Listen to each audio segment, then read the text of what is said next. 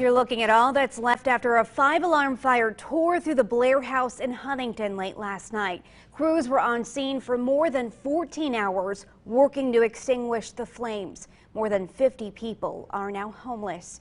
The building, a skeleton filled with smoke and ash.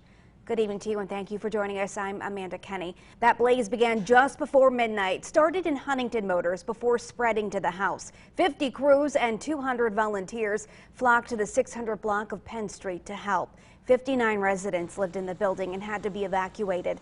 We're told there were only 2 minor injuries and everyone was out of the building within 20 minutes. Huntington Motors was still open throughout the pandemic, though no one was in the building at the time the fire began.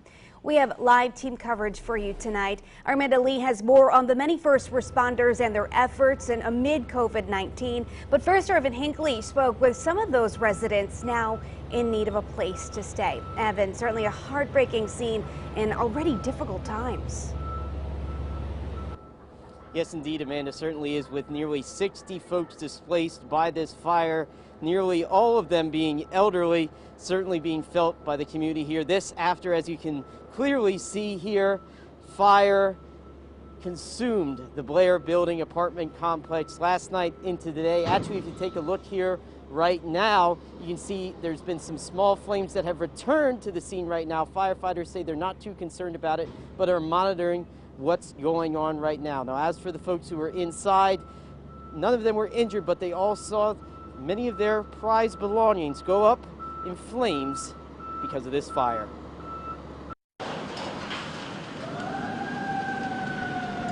A fire rages from the early morning into Tuesday afternoon. Smoke filled the skies and could be seen from miles away, including from the balcony of the Huntington Motor Inn, who's partnering with the American Red Cross to house people who lost everything in the fire. Like 71-year-old Donna Salferi. I was asleep. They came up and woke me up. I was out, and that's why I had nothing with me, because they said, get out, and as soon as I opened the doors. She escaped the fire with only the clothes on her back. Everything she owns turned to ash. I want to cry. I had some valuable stuff, and I didn't have renter's insurance, so it's my fault. I should have done that, because I had some valuable jewelry and paintings. After 13 years of living in her apartment, Alferi had no plans of moving out. I just thought I was going to be there for the rest of my life. I had no plans on going anywhere else. But now her search for a new place begins. Without renter's insurance money, she says things will be tough. I like living alone, but I'm going to have to find someplace with a relative for the time being. Her health is what concerns her most. She has cancer and relies on taking medicine daily. I wish I would have grabbed my purse. I had some medicine, and now I have to see the doctor today. And she's not the only displaced person who needs their meds. Most of them have health issues, so we're working through the Red Cross, again, Salvation Army, local social service agencies to help make sure they're taken care of. These are donations. In the meantime, Alferi's getting by with donations from community members and the Red Cross. Very thankful.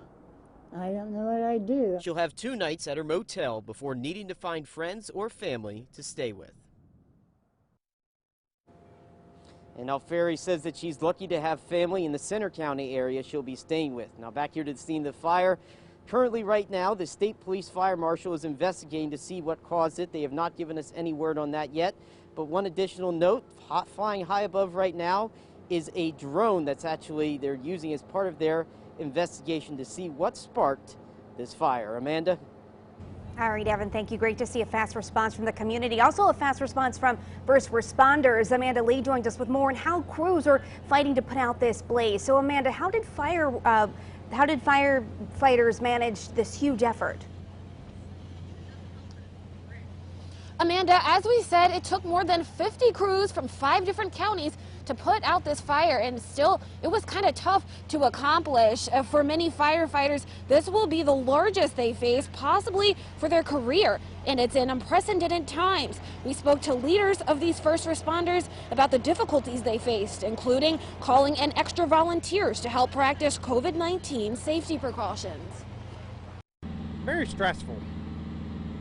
Takes a lot of resources and a lot of teamwork. We have folks here on the ground, and we also have our Emergency Operations Center EMA office staffed with another paid employee and 2 volunteers today because we're activated due to the COVID-19 pandemic. So we're not the worst off of the organizations of all. These firefighters have a tremendous task in front of them at a very challenging time.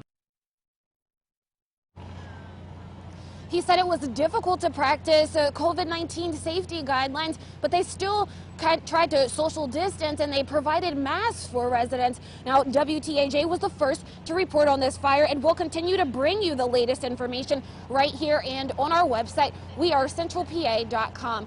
In Huntington, Amanda Lee, WTAJ News.